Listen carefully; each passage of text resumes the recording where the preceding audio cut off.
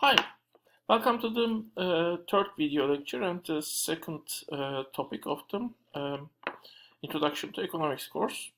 In this lecture, we will look to the consumers and producers surplus concept and which is a way to measure market efficiency, how the benefit market is actually bringing to the people in a specific way, which could be criticized by the way, and how we can apply demand and supply model along with this consumer and producer surplus concept.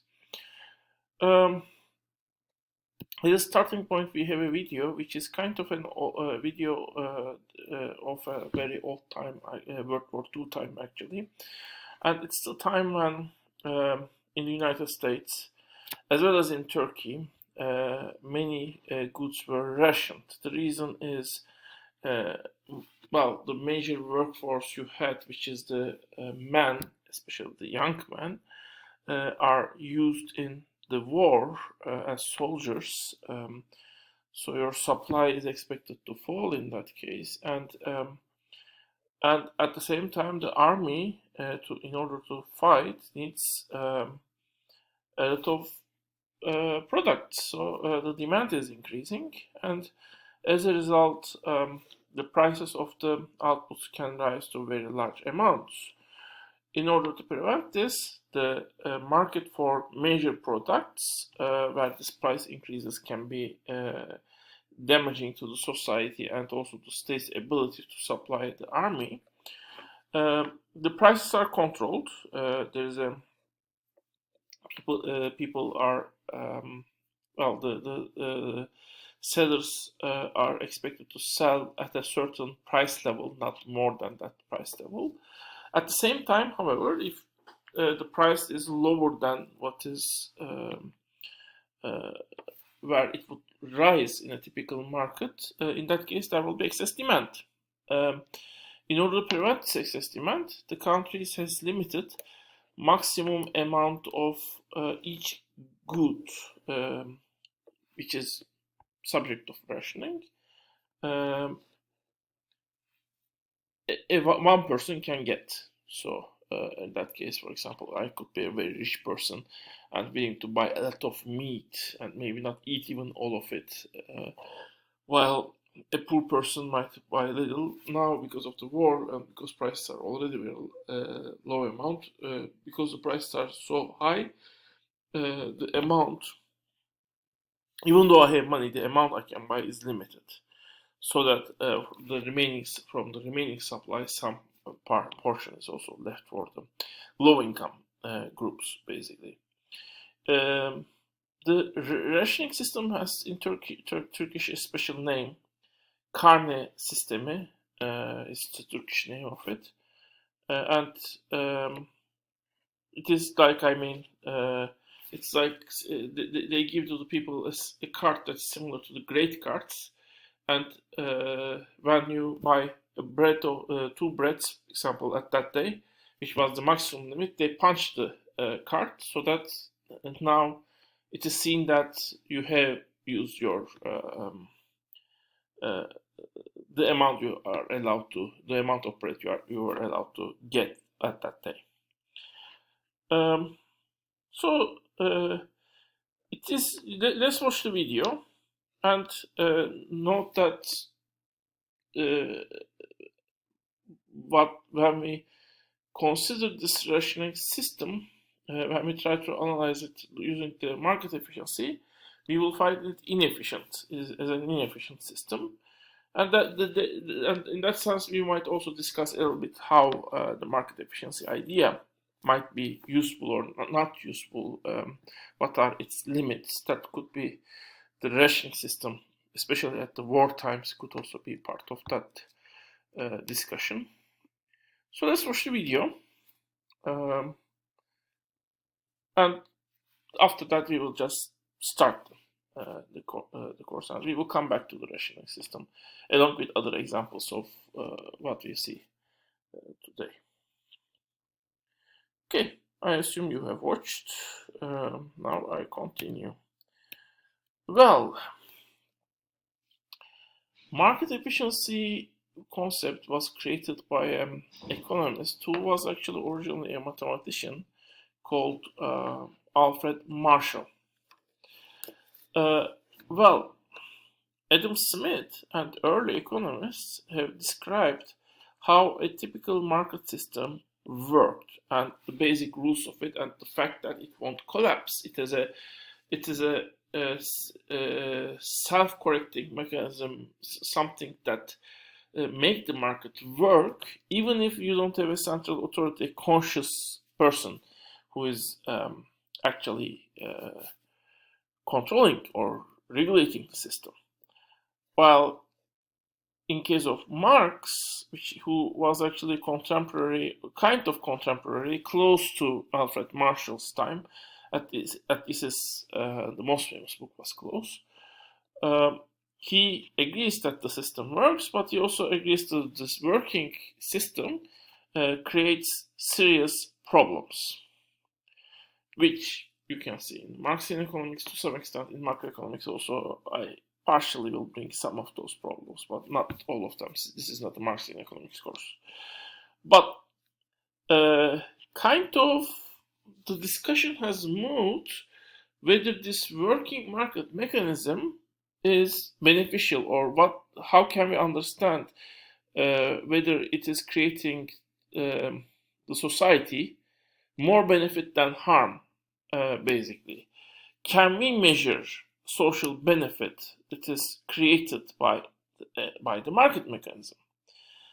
And market efficiency is a method, although using the perfect competition model, that also belongs to Alfred Marshall. Marshall has made his case in more drastic way and more clear way. But even with the very basic demand and supply model, he has created a particular way to measure market benefit, which is measured by a concept called market surplus, which is the extra benefit we get from the market compared with what we strictly were hoping to get, or were thinking as sufficient. So we get more benefit from market compared with what we what was for us okay to enter to the market. So this surplus, this additional benefit, is kind of a way for the Alfred Marshall to measure the social benefit people get from the market.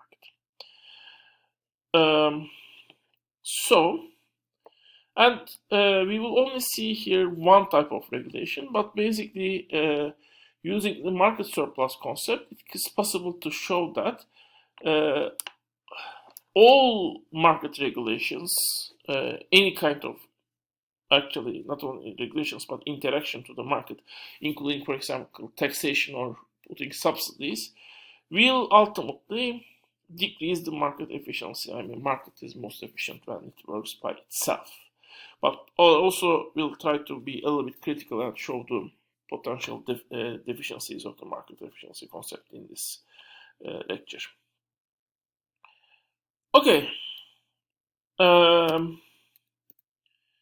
So now let's jump to the concept.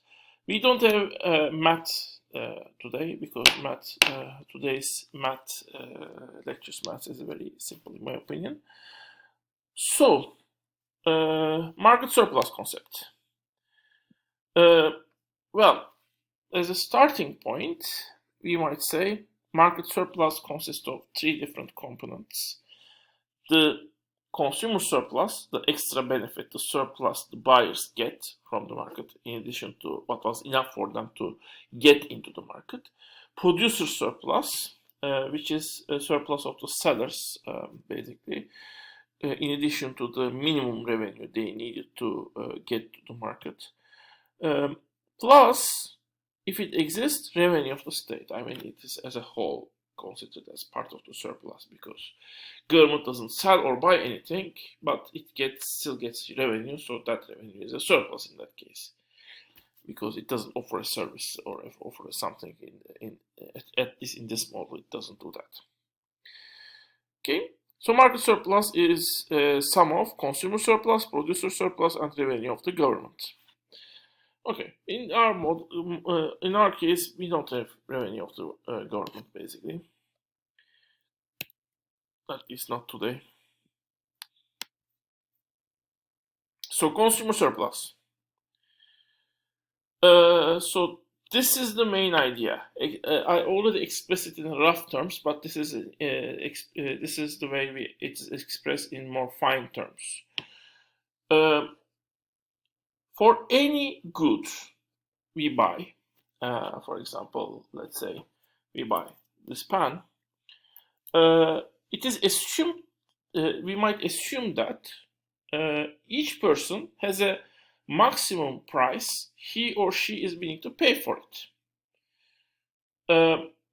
The actual price of this, the maximum price I'm willing to pay might be equal to the actual price of the pan.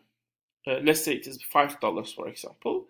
But chances are high also, for some people at least, the price they were willing to pay might be higher than the equilibrium price. So if the price I'm willing to pay for this pan is basically $5, and the price of this pan is equilibrium price of this pan is $5, and the market is at equilibrium, in that case, basically, my consumer surplus is 0. But if I'm willing to pay more, for example, $10, and the price of this pan is $5, in that case, I get a $5 consumer surplus, an extra amount of benefit. Because for me, the value of this pan was equal to $10, but I got it for $5.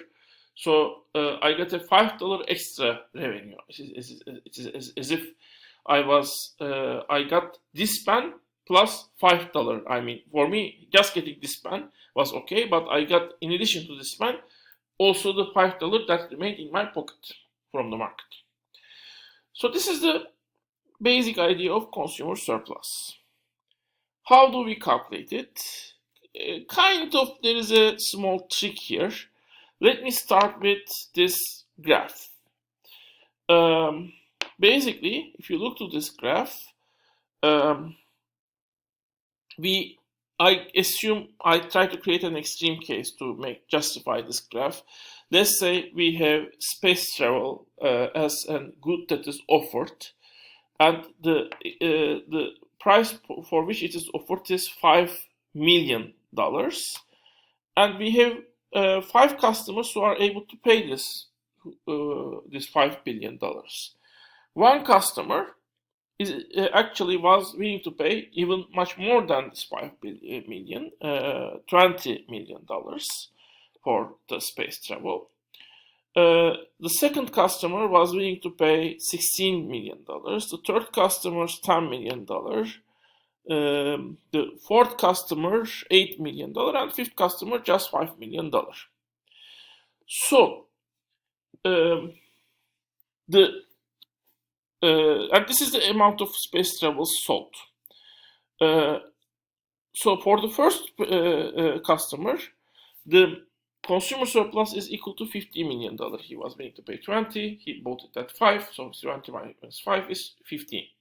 So it is this rectangle. So it is this side of the rectangle is 15, the amount of surplus per travel, and this is this side of the rectangle is the quantity. So if he was willing to pay, buy 2 space travels for $20, in that case we should multiply 15 by 2, because from each space travel he would get $15. It's like I buy two pans for each. I was willing to pay $10, but I got both of them for $5 each. So I got $5 extra for one pan in my pocket, $5 extra for the other pan. So my consumer surplus in that case doubled. Basically, compared with the case when I bought only one pan. Anyway, we will continue on this in the next video. See you in the next video.